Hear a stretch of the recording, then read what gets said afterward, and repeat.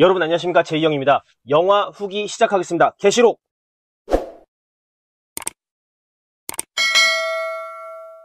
넷플릭스에 오픈이 됐고요. 감독은 연상호 감독님. 네, 우리가 알고 있는 그 연상호 감독님, 돼지의 왕 연상호 감독님께서 연출을 하셨고요. 주연은 류준열, 신현빈, 그렇게 두 분이서 약간 메인으로 진행을 하고 있습니다.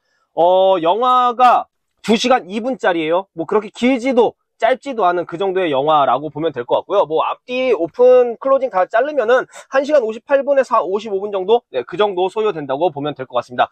2시간 동안 영화가 진행되면서 나쁘지 않았다. 네, 저는 개인적으로 나쁘지 않았다라고 생각이 들지만 아쉬운 점이 조금 더 많았던 영화 계시록, 지금부터 네, 스포일러가 조금 가미된 후기 시작하도록 하겠습니다.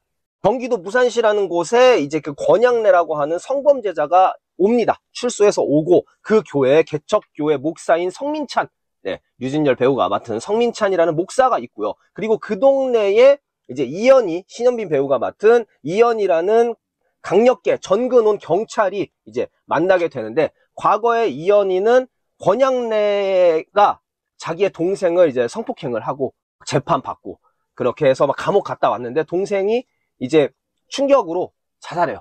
네, 그래가지고 막 동생이 환각 보고 환청 듣고 이제 그런 캐릭터고, 성민찬이라는 이제 그 목사님은 개척교회 목사님이에요. 개척교회 목사님인데 뭔가 야망이 좀 있어. 내가 보기엔 좀 야망도 좀 있고, 그리고 자기의 아내, 예, 목사님의 사모님이 바람피고 있다는 걸 본인이 알아요. 예, 알고 있음에도 불구하고 이게 뭐 말하지 못하는, 예, 그 고충을 가지고 있는 그런 목사인데, 어느 날 이 교회에 권양래가 와. 근데 개척교회는 여러분들이 뭐 아시는 분은 아실지 모르겠지만 인원이 많지가 않아요. 개척교회는 그렇게 많지 않은 인원이 있기 때문에 이 목사님은 새로운 신도니까, 새로운 성도니까 막 이렇게 잘해주는데, 나중에 알고 보니까 그게 전자발찌를 발견해가지고 성범죄자라는 걸 알게 되는 거예요. 그리고 그날 저녁에 자기의 아들이 없어졌다는 얘기를 들어. 어떻게? 성범죄자가 우리 동네에 왔다는 걸 알고 아들이 없어졌다는 걸 전화 들으니까 이 사람을 의심할 수밖에 없는 거죠. 그래가지고 이제 이 사람의 뒤를 밟다가 어찌어찌 해가지고 이 산속에서 사고가 납니다. 뭐 예고편을 보신 분들은 다 아시겠지만 사고가 나는데, 그날이 비가 엄청 많이 와가지고 족적이나 그 흔적들이 많이 없어진 상태인데, 이 권양래를 목사님이 떨어뜨려가지고 죽여. 그래서 거기까지는 죽인다 라고 보여져요. 그때 우르릉캉캉해서 천둥번개가 치는데 예수님 얼굴이 딱 보이는 거야. 그 목사님이 어떻게 돼? 와, 이건 계시다. 하나님이 나한테 이 사람을 처단하라고 보내주는 계시다.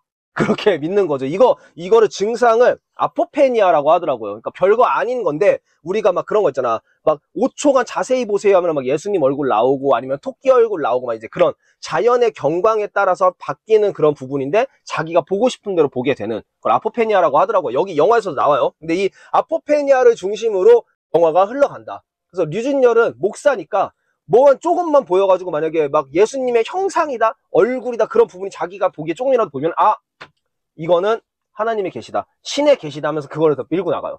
그리고 이현희는 권양래의 뒤를 계속 쫓아. 근데 권양래가 없어졌대. 없어졌는데 동네에 여자 중학생도 없어져. 어떻게? 찾아야지. 이 여자 중학생이 더 험한 꼴을 당하기 전에 권양래를 잡아야 되는데, 그러면서 이현희가 이제 그 뒤를 밟죠. 여기까지가 거의 한 초중반 정도의 이야기예요. 그러면서 이제 벌어지는 일들, 그러면서 이제 그 성민찬이라는 목사가 어떤 식으로 자신의 그 욕망을 계시로 풀어가는지, 네, 그렇게 보면 될 것 같고요. 저는 개인적으로 나쁘지 않다라고 본 게, 솔직히 말하면 이 영화는 류준열 배우의 원맨쇼다, 예, 그렇게 보일 수가 있어요. 처음에 그 정말 소심하고 이 개척교회 목사로서의 힘듦과 어려움이 있지만 그거를 감추고 인내하는 그런 목사가 하나님의 계시를 받고 점점 바뀌어가는 그 목사, 그런 모습에 정말 류준열 배우 연기 대단하구나, 진짜 어마무시하구나. 아직 30대라는 나이가 믿어지지 않을 만큼 그 변화되는 과정들이, 야, 진짜 멋있다, 대단하다. 예, 솔직히 류준열 배우의 원맨쇼다. 예, 류준열 배우를 좋아하시는 분들, 류준열 배우의 연기를 좋아하시는 분들은 이 영화는 꼭 보셔도 괜찮을 것 같다. 내용적인 구멍은 좀 많죠. 목사님이 권양래를 쫓아가요. 이상하잖아. 내 아들도 없어졌다는데 이 성범죄자가 우리 동네에 활개치고 다니니까 이상해가지고 쫓아가는데, 산속까지 가가지고 둘이서 어찌하다 대립을 하게 되는데, 이 권양래가 헛발을 디디뎌가지고 떨어져.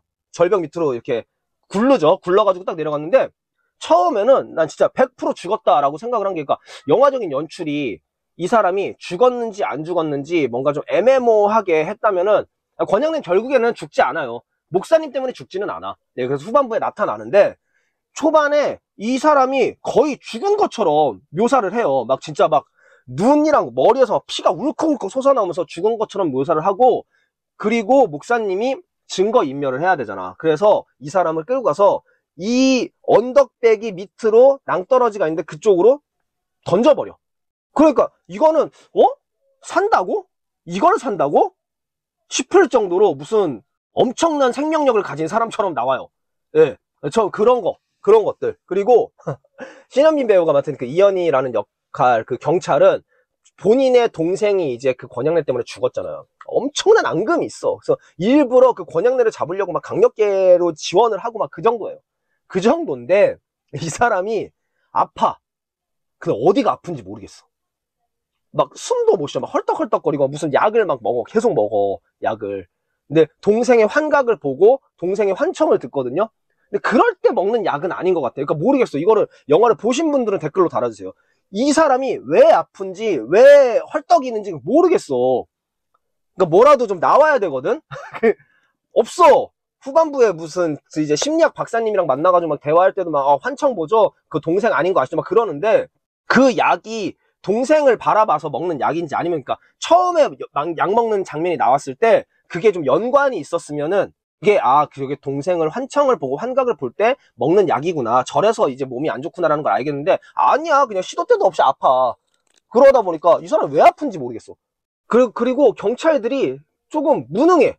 그러니까 경찰은 경찰 무리가 협업을 하는 게 아니라 경찰은 경찰대로 있고 이현희만 뭔가 그 경찰 내에서 약간 아웃사이더야. 물론 뭐 전근 갔으니까 그럴 수 있지. 근데 아웃사이더인데 보는 눈이, 경찰들은 아무것도 눈치채지 못하는데 이현희만 막 목사 의심해. 쟤 이상한데? 쟤 약간 말하는 게 이상한, 막 그러면서 계속, 그러니까 경찰들이 아무렇지도 않게 넘어가는 걸 이현희 형사는 찾아낸다. 예, 약간 그런 느낌으로 영화가 진행이 됩니다. 그래서 마지막에 후반부에 넘어갔을 때 막 그 목사님은 이제 하늘에 계시니까 권양래를 죽여야 되는데, 어떻게 죽일까? 하나님께서 나한테 죽이라고는 말씀하셨는데 내가 얘를 어떻게 죽여야 될지 모르겠다라고 했을 때 그 이현희가 나타나요. 그래서 그럼 형사랑 범인이랑 둘이 대치하다가 서로 죽인 걸로 해. 이렇게 해가지고 이제 계획을 짜서 오는데, 그러면서 3자 대면이 일어나죠. 그 목사와 성범죄자와 경찰 3자 대면이 일어나는데, 그러니까 거기에서도 이현이 혼자 수사에 감이 너무 뛰어나니까 여기를 혼자 오는 거야. 다른 경찰들이랑 안 해. 협업도 안 해.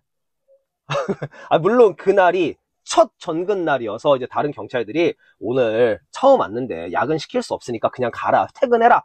그래서 움직였으면은, 그렇게 해서 목사님 차가 의심스러웠으면 경찰 하나 불렀으면 되잖아. 자기가 퇴근길에 목사님 이거 어디 있는데 야, 한 명만 같이 가자. 가면 되잖아. 굳이 거기를 혼자 찾아가가지고 굳이 3자 대면을 하고 막 그러면서 좀 억지스럽다. 하지만 류준열 배우의 연기는 어마무시하다. 좋았다. 결론적으로는 류준열은 경찰한테 잡히고, 그리고 이제 그 납치된 중학생 여자아이 권양래가 데려간 거 맞았습니다. 그래서 그 아이 찾아내고 그러면서 마무리가 되는 이야기다. 저는 영화 보고 류준열이라는 사람이 진짜 대단한 사람이구나 라고 생각이 들었던 게, 그 후반부에 공사장 같은데, 폐공사장 같은데 권양래를 가둬놨다가 이제 이현희, 성민찬, 권양래 셋이서 3자 대면을 해요. 그래서 결국에는 목사랑 이제 경찰이랑 대치를 하다가 권양래가 죽고 나서 경찰들이 와서 성민찬 목사가 잡혀가요. 잡혀가는 과정에 떨어져 있는 권양래를 보고 성민찬이 그 웃는 장면이 있어요. 와, 근데 거기에서 소름이더라고. 깜짝 놀랐어, 진짜. 와, 류준열이라는 배우가 이 정도라고? 그러니까 뭔가 물이 올랐다? 그 느낌, 진짜. 와, 그러니까 그걸 보고 하나님의 계시가 내가 아니어도 이루어지네? 막 그런 느낌으로 확 웃는데, 오, 완전 소름, 진짜. 그러니까 그 류준열 배우의 연기 차력 쇼를 보고 싶다 하시는 분들은 이 영화 그냥 한번 보세요. 그러니까 중간중간에 이거 좀 약간 거슬리는데 하는 것들 참을 수 있는 정도야. 류준열 배우의 연기가 그런 것들을 조금 참게 만들어줘요. 그러니까 보고 싶으신 분들은 한번 보셔도 괜찮겠다. 넷플릭스에 있습니다. 계시록 후기 여기까지고요. 저는 다음에 다른 영화로 여러분들을 또 찾아뵙도록 하겠습니다. 감사합니다.